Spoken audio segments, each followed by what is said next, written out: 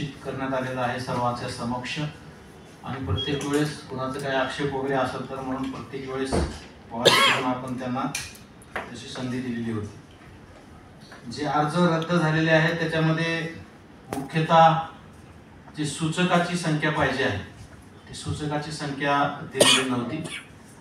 जे जर उमेदवार अपक्ष असेल किंवा फक्त रजिस्टर पार्टी आहे, नोंदणीकृत पार्टी आहे परंतु त्याला मान्यता मिळालेली नाही, फक्त नोंदणी झालेली असेल तर त्यांना सुद्धा 10 सूचक लागतात। परंतु काही उमेदवारांनी त्याच्यात ती सूचक संख्या पूर्ण दिली नव्हती। 1-2 उमेदवारांनी सूचक दिलेले होते परंतु त्या अर्जामध्ये नमूद केलेल्या मतदारसंघामध्ये भाग क्रमांकामध्ये आणि अनुक्रमांकावर ते मतदार नव्हते ज्यांच्या त्यांनी सह्या घेतल्या होत्या। तरी सुद्धा एक न्यायोचित संधी म्हणजे कुणावर अन्याय होऊ नये म्हणून त्यांना संधी दिली होती आणि सर्वांसमक्ष त्यांना विचारणा करून तुम्ही हे सूचक आम्हाला दाखवा, आम्ही तुमचा अर्ज स्वीकृत करू। परंतु ते दाखवू शकले नाहीत। त्यांनी वेळ मागितला, त्यांना 15 मिनिटाचा अवधी सुद्धा आपण दिलेला होता, पण त्याच्यानंतर सुद्धा ते सूचक ते शोधू शकले नाहीत आणि सूचकाची संख्या अपूर्ण असल्यामुळं उमेदवारी अर्ज रद्द झालेले। 1-2 उमेदवारांच्या बाबतीमध्ये जर उमेदवार दुसऱ्या मतदारसंघातला असेल किंवा औरंगाबाद लोकसभा मतदारसंघ सोडून इतर लोकसभा मतदारसंघात तो मतदार म्हणून समाविष्ट असेल आणि तो इथं अर्ज भरत असेल तर त्याला अर्ज भरता येतो, पण तो ज्या मतदारसंघामध्ये त्यांचं नाव आहे तिथल्या मतदाराची सर्टिफाईड कॉपी किंवा तिथल्या ERO इलेक्ट्रॉल रजिस्टर्ड ऑफिसर ज्याला मतदार नोंदणी अधिकारी म्हणतो किंवा तिथल्या तहसीलदार किंवा SDM ने दिलेलं प्रमाणपत्र पाहिजे की यांचं नाव या मतदारसंघामध्ये आहे। तर ते प्रमाणपत्र दिलेलं नसल्या कारणाने आणि स्क्रुटिनिंग होईपर्यंत ते प्रमाणपत्र सादर न केल्यामुळं त्यांचे उमेदवारी अर्ज रद्द झालेले आहेत। असे या 2 कारणामुळं ही सर्व अर्ज नामंजूर झालेले आहेत। एक नंदा सुभाष मुके म्हणून एक उमेदवारी अर्ज दाखल केल्या होत्या। या नंदा सुभाष मुके यांनी अर्जामध्ये उमेदवार म्हणूनही त्यांचंच नाव दिलं होतं, सूचक म्हणूनही त्यांचंच नाव दिलं होतं। एकच सूचक दिलेला होता, त्यांची पार्टी रजिस्टर होती पण मान्यता प्राप्त नव्हती। त्यांना कोणीतरी सांगितलं म्हणतात की रजिस्टर असेल तर एकच सूचक लागतं म्हणून त्यांनी एकच सूचक दिला, पण सूचक पण त्यांनी स्वतःच नाव टाकलं आणि त्यांना ही जाणीव करून देण्यात आलेली होती काल उमेदवारी अर्ज स्वीकारताना। आणि हे जे रिजेक्ट झालेले आहेत ह्या सर्व सन्माननीय उमेदवारांना उमेदवारी अर्ज स्वीकारताना सुद्धा याची जाणीव करून देण्यात आलेली होती की तुमच्या अर्जामध्ये ही चूक आहे, तरी सुद्धा त्याने ती दुरुस्ती केलेली नाही आणि छाननीपर्यंत त्यांना कागदपत्र जे सर्टिफाईड कॉपी वगैरे देता येत होती पण त्याने ती दिली नाही, त्यामुळे हे 7 उमेदवार बाद झालेले आहेत। आणि अशा पद्धतीनं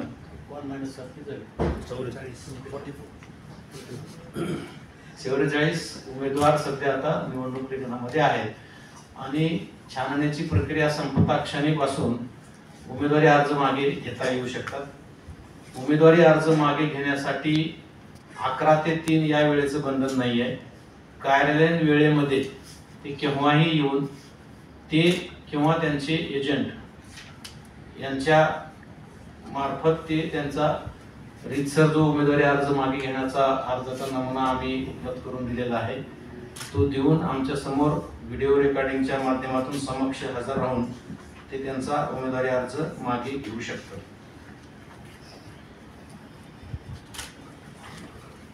आजच्या दिवसापुरतं आता हे जे आमचे 7 झाले त्यांचा आम्हाला डिटेल आदेश तयार करायचं काम चालू आहे।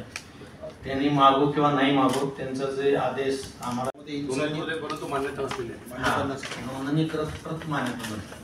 त्यामध्ये भारतीय जवान किसान पार्टी, जय सेवालाल बहुजन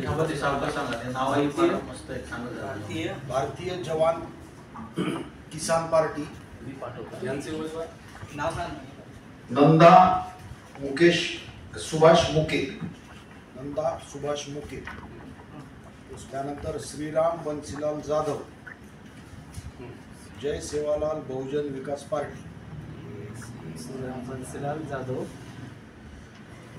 जय सेवालाल बहुजन विकास पार्टी। तिसरा रंजन गणेश साळवे, रंजन गणेश साळवे, इन्सानियत पार्टी. म्हणून सांगा मला नाव असेल. Shaikh Sameer Shaikh Shafiq, Social Democratic Party of India. Shaikh Sameer Shaikh Shafiq, Social Democratic Party of India.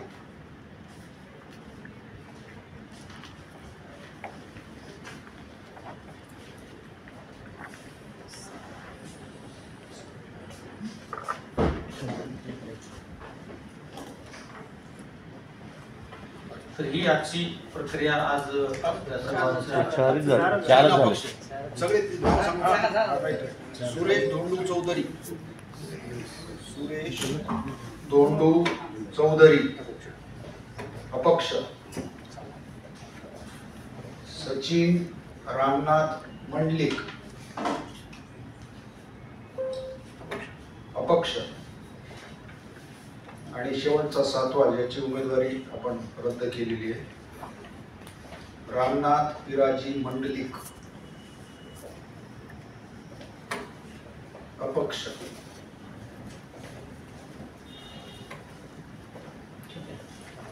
ह्या 29 तारखेपर्यंत उमेदवारी अर्ज मागे घेता येणार आहे. 29 तारखेला मात्र 3 वाजताचं बंधन आहे. तोपर्यंत 11 ते 3चं असं काही बंधन नाही. कुठल्याही कार्यालय वेळेमध्ये येऊन ते मागे घेऊ शकतात. 29 तारखेला 3 वाजता विड्रॉल बंद होईल आणि मग 3 वाजता चिन्ह वाटप हा जो कार्यक्रम आहे तो त्या DPC सभागृहामध्ये होईल. त्याच्यामध्ये अनेक पक्षाने बरेच चिन्ह वेगवेगळी मागणी केलेली आहे. तर अलॉटमेंट ऑफ सिम्बॉल रूल्स जे आहेत, आयोगाचे जे नियमावली आहे चिन्ह देण्यासंदर्भातले, ते चिन्ह वाटप त्या नियमानुसार त्या दिवशी 29 तारखेला होतील. आणि चिन्ह वाटप झाल्यानंतर मग जी काही मतपत्रिका, postal ballot paper, electronic voting मशीनवर लावण्याची मतपत्रिका, ही सर्व त्या दिवशी रात्री तयार होईल. आणि त्यानंतर पुढची जी प्रक्रिया आहे, मशीन तयार करणे, मशीन डिस्ट्रीब्यूट करणे, हे त्या ठिकाणी होईल. आज दोन्ही निवडणूक ऑब्झर्व्हरच्या उपस्थितीमध्ये आपण स्टाफचं रँडमायझेशन केलेलं आहे, जे सेकंड रँडमायझेशन आहे. त्याच्यामध्ये या रँडमायझेशनमध्ये कुठल्या कर्मचाऱ्याला कुठल्या विधानसभा मतदारसंघामध्ये ड्युटी करायची आहे हे फक्त त्यांना कळणार आहे.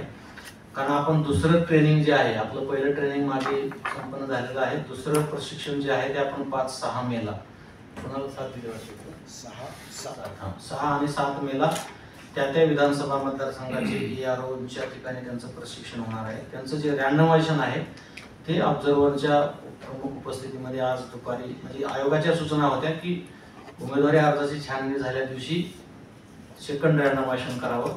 त्या सूचनेचं अंमलबजावणी आपण केलेली आहे आणि आज रँडमायझेशन झालेलं आहे. आणि रँडमायझेशन झालेल्या ज्या कर्मचाऱ्यांच्या प्रिंट्स आहेत त्या प्रिंट्स सीलबंद करून प्रत्येक निवडणूक ऑब्झर्व्हर आणि माझी सही करून ते आम्ही आज संध्याकाळी उशिरापर्यंत EROकडे पाठवून देणार आहोत. आणि त्यांचे जे ऑर्डर्स आहेत ते उद्यापासून डिस्कस होतील.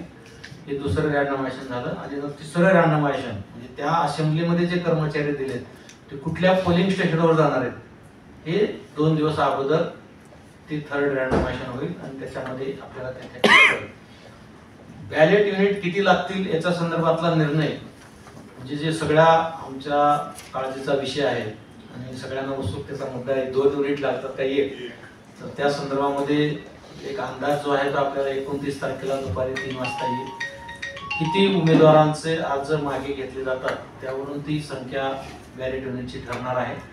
परंतु आम्ही दुसरे बॅलेट युनिट लागेल याच्यानं आम्ही तयारीला ऑलरेडी लागलेलो आहोत. त्याचं दुसऱ्या बॅलेट युनिटचं रँडमायझेशन आणि मशीन तपासणीचं काम आम्ही उद्यापासून ते सुरू करतोय.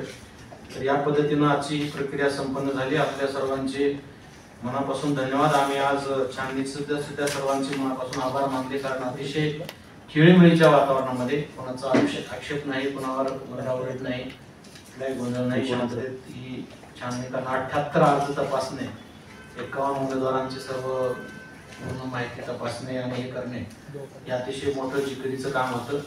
परंतु कुणाचाही आक्षेप किंवा कोणाचं काही नसल्यामुळं आम्ही सर्व अतिशय शांततेमध्ये ही प्रक्रिया पार पाडली. ज्यांचे अर्ज रद्द झालेत ते सुद्धा ते समाधानी आहे. त्यांचं सुद्धा त्यांना बोलून घेऊन कायदा आयोगाचं पुस्तक ते सगळं फ्लॅग लावून मी ठेवलेलं होतं.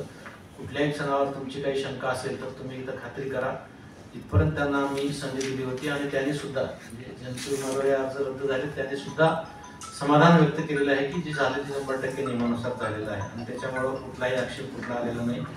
ते या सर्वांचे आणि आपल्या सर्वांचे मनापासून आभार, धन्यवाद. आपण अल्पपार करून जावं अशी आमची विनंती आहे. काही सर एकच काही शपथ विभाग आलेत का सगळ्यांचे? सगळ्या प्रमुख पक्षांचे विभाग आलेले आहेत आलेले आहेत तेव्हाच मंजूर झालेले आहेत. आणि तरी पण दाखल करण्यासाठी मुदत वगैरे पण द्यायची विचारलं. मुदत एबी फॉर्म देण्यासंदर्भात काल 3 वाजेपर्यंतच होती, लास्ट डेट ऑफ नॉमिनेशन. आणि कालच्या 3 वाजेपर्यंतच्या आत जे उमेदवारी अर्ज दाखल झालेले त्यांच्या उमेदवारी अर्जासोबतच एबी फॉर्म आहेत. प्रमुख पक्ष जे आहेत एबी फॉर्म वाले ज्याचा सगळ्यांचा इंटरेस्ट आहे असं एक बहुजन समाज पार्टी वंचितचा आहे, पुन्हा हत्ती बसपाचा म्हणजे नॅशनल रिकॉग्नाइज पार्टी आहे, त्यांचा सुद्धा उमेदवारी अर्जासोबत एबी फॉर्म होता. त्याच्यानंतर चंद्रकांत खैरे साहेब यांचा जे उमेदवारी अर्ज होता त्यांनी 4 अर्ज भरलेले होते, त्यांच्या सुद्धा अर्जासोबत एबी फॉर्म आहे.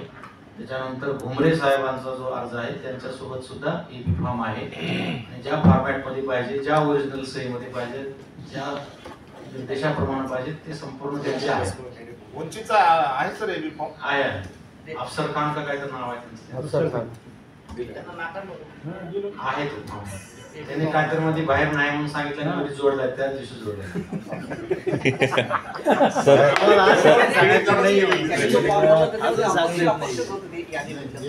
नाही फॉर्म दोन भरले, 2 ईव्हीएम मशीन जे आहेत तर 44 उमेदवार मैदानात राहिले, उभे राहिले. 3 ईव्हीएम मशीन सर